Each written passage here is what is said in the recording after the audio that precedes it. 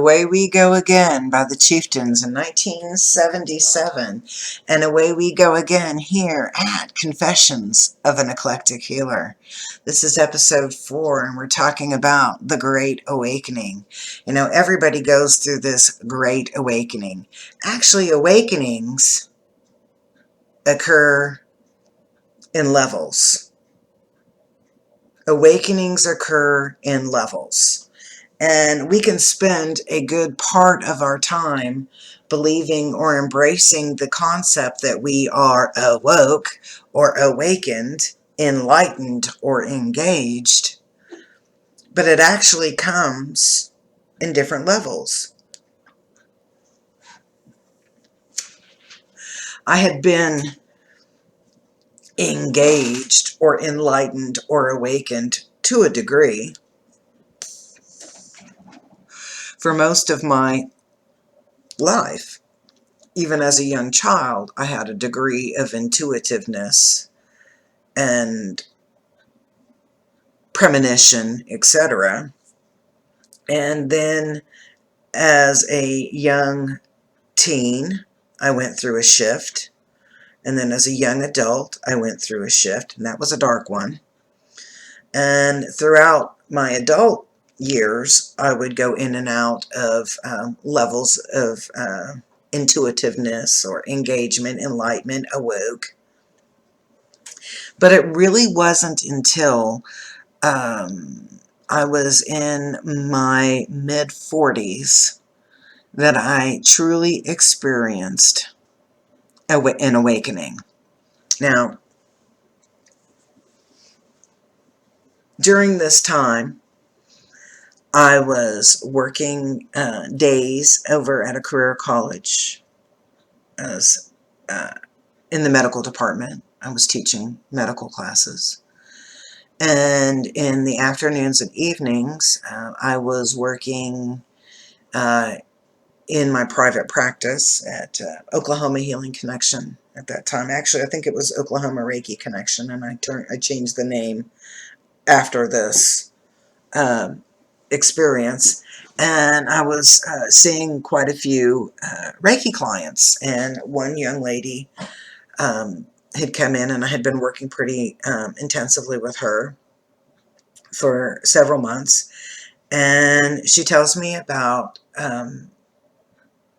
she went to Texas, went to Dallas, and did a deprivation tank, and I'm going to call it a deprivation tank dive. And so she shows me the website, and it's a place down in Frisco called Afloat, A-F-L-O-A-T, Afloat. And it looks like little spaceship pods. And so long story short, I make arrangements, and my daughter lives down in Texas, down in the Dallas area. And so I make arrangements with my daughter, and I said, hey, I'm going to come down for a weekend. And I want to go to this place called Afloat. And so my daughter makes the arrangements for us. And on my side, I have to work like the entire week. You know, the first 4 days of the week, I have to work like 16, 17-hour days.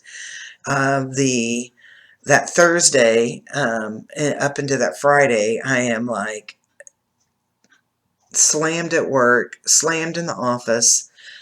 I'm going to take this weekend off, so I've got to get all of my things done, and I probably go 36 hours. I might have slept about 4 hours. So I get on the train on that Friday morning, and I take the train ride down into Fort Worth. I'm tired. I'm not in a good mood. I'm cranky, and I've got my fake smile on.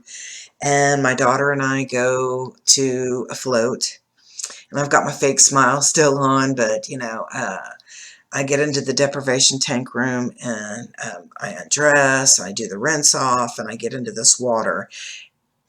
It is incredibly dense water. Now, I'm a fluffy girl. I'm trying to make myself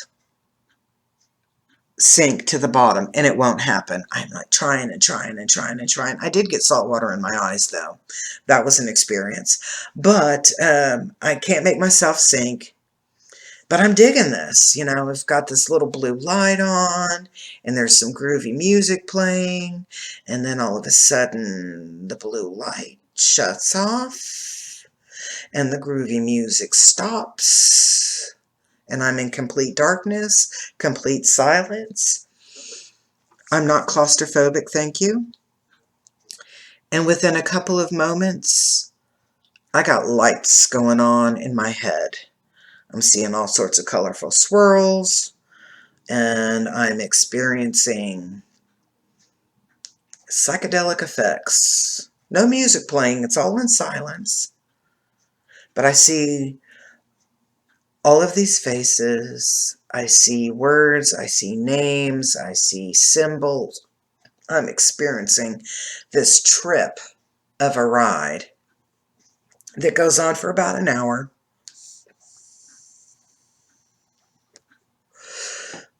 The music starts to play. I think it's like seagulls in the background. And the blue light comes on. And then the filter for the pod turns on. And you can lift up the lid to this pod. And I get out and I take my shower. And I'm noticing in the shower I'm feeling really exhilarated. I've got so much energy. I've got so much, whatever you want to call. I am like buzzing, brrr, buzzing. I would swear that I was glowing in the dark at this point, but it wasn't radioactive, right? So I look at my daughter. We get in the car and I look at my daughter and I said, I need a laptop. And so we go back to her apartment, and she sets me up with my own laptop. She's got lots of laptops in her house. And I spend 36 hours straight researching and looking up all of these symbols and this information and etc. that I received. And I began to see the world in a totally different perspective. At first it was really harsh, because as I'm looking out into the world now, I start to see things with a different sense of a truth. I had experienced this sense of truth in a lesser degree when I was in nursing school, and actually I was on a pediatric rotation. And we had to go to the psychiatric hospitals, the pediatric psychiatric hospital, and work with the children. Or actually, in nursing school, you're not doing a whole lot of working with the children, but you're doing a lot of observation, and you get to do some practice. It's called process, helping them process.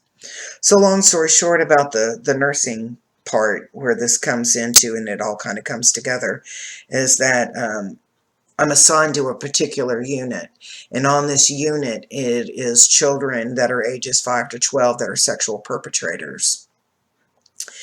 And they have you read the patient's charts to get an idea about the patients, the population, the problems that brought them into the mental health environment, and what their challenges are and their progress in their treatment. So I'm reading these, and you have to read the background history, and you're thinking of a 5-year-old that's a rapist, and you're like, whoa, that's pretty intense. And so I'm reading these charts, and I'm got this judgmental thing going on in my head. Now, this is back in nursing school, years ago. And the moment the kids came on the unit, I totally disengaged from the actions that brought them in. So that 5-year-old that was a rapist, or the 7-year-old that molested their siblings, etc., all of these little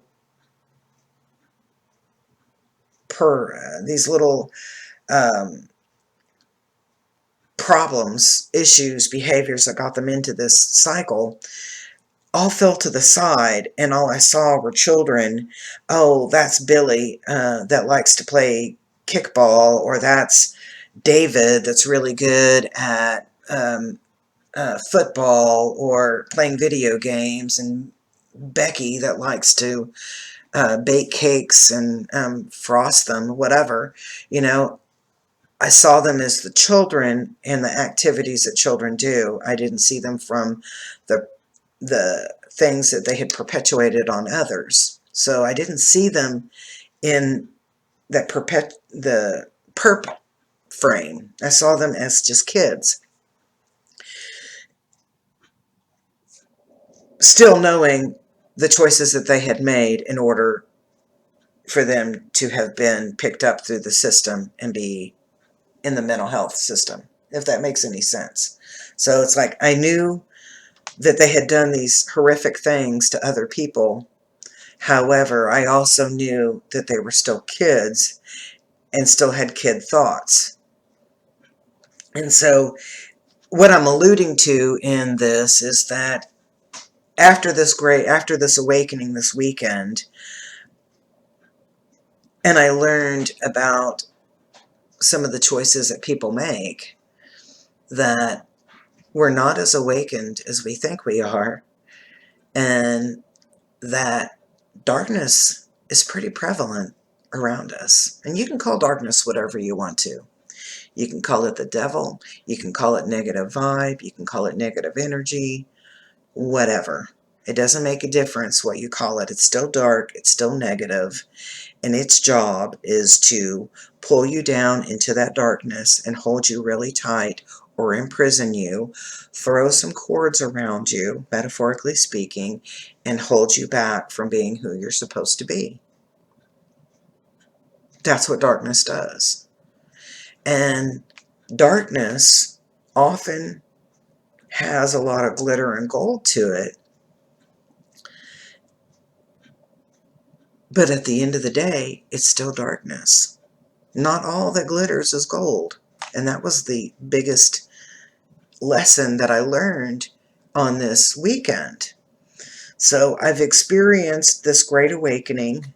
I was introduced to the concept of the Illuminati, the Cabal. I'd kind of shrugged it off prior to and kind of put it off to the side.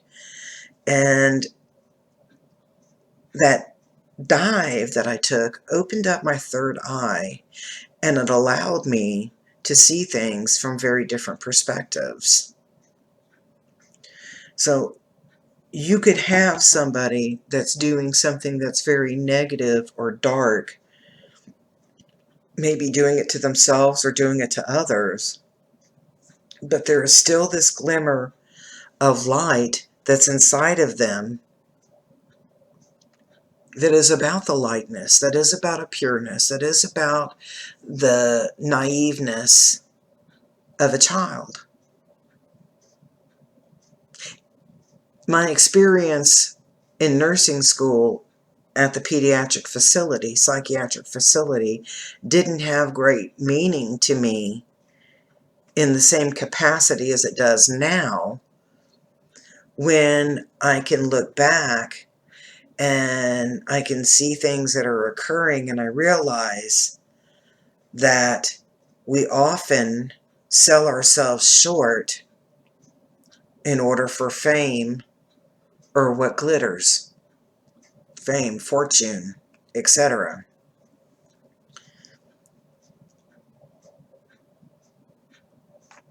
One of the greatest obstacles in being an eclectic healer is that darkness often likes to portray itself as being in the light.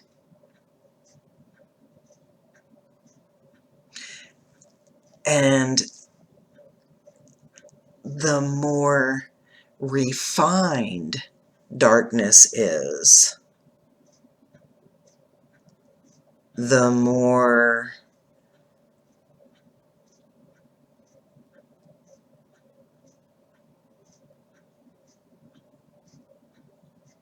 it has the ability to permeate in the light and come off as something totally different. Something raw and energetic. Woo! In the last couple of years, you've noticed that there is a trend of bringing the light to the darkness.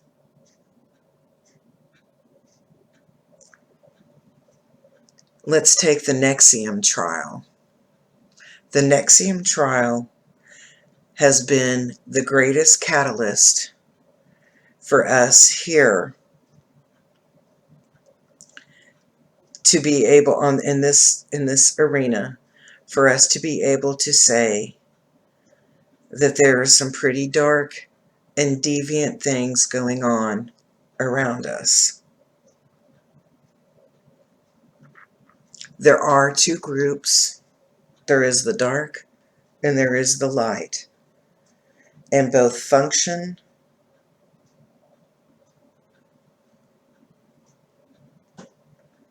intensely in our environment. The Nexium trial was the catalyst that really put it out in the news and in a legal standing about the sex trafficking, the child trafficking, the drugs, and the negative spiritual practices that are erupting out of Hollywood and Capitol Hill.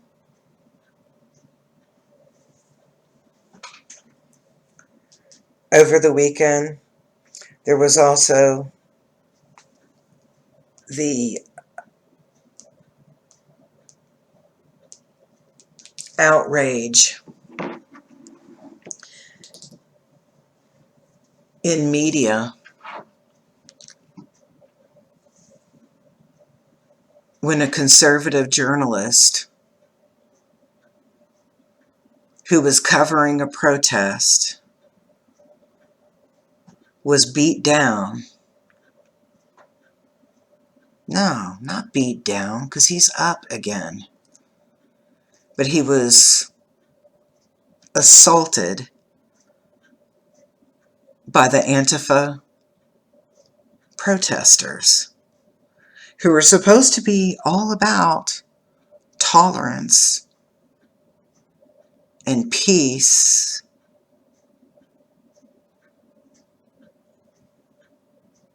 and free speech, as long as it's in accordance to what their doctrine is. Antifa came from the dark. It is the dark. These folks that are embracing the Antifa doctrine have been affected by the programming set up by your Hollywood and music entertainment and Capitol Hill. They do not have your best interest at heart. The Great Awakening that I experienced several years ago led me into some of the Hollywood and music entertainers and the things that they have experienced, or the changes, the metamorphoses that they went through. Their vibe is very dark. Their vibe is to demean you and to place you into a level of imprisonment in your thoughts, in your emotions, in your spirit, and in your practices.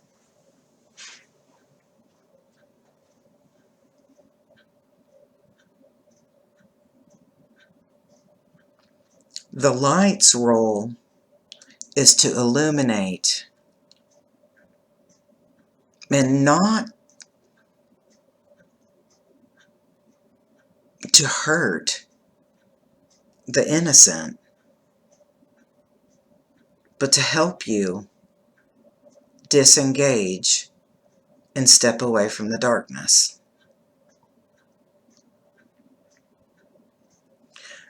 Over the years, from my great awakening over it afloat in that salt water deprivation. I've made friends and I've lost friends. I've been called crazy and a kook. But every premonition, every prophecy, everything that I have said has all come to a fruition.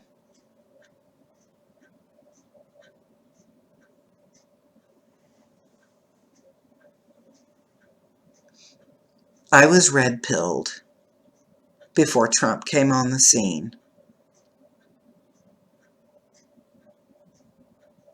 Back at that moment, that flash moment, I learned about Disney. I saw what they did. I learned about your political leaders. I learned about Haiti. I learned about the Dominican Republic. I have learned about many things. I have seen many things. But I've also been able to help many people escape the darkness. If you're listening to this podcast, you don't have to remain in the dark anymore. There are eclectic healers. There are healers that are here to help you escape the darkness and regain your light once again.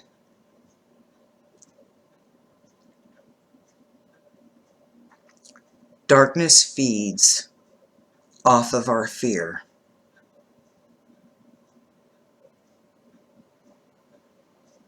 And in the scripture, and I'm not going to Bible thump here, but I want you to remember that in scripture, there are 365 times that the phrase, fear not, is mentioned. Fear not the darkness. We are in the light, and we are here to help you.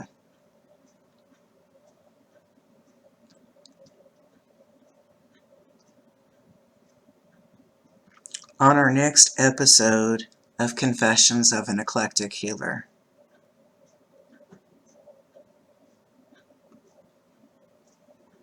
we will talk about premonitions and prophecy.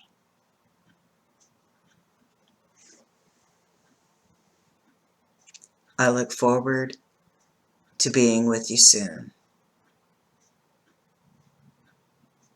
Embrace the light and be the best that you can be. Peace.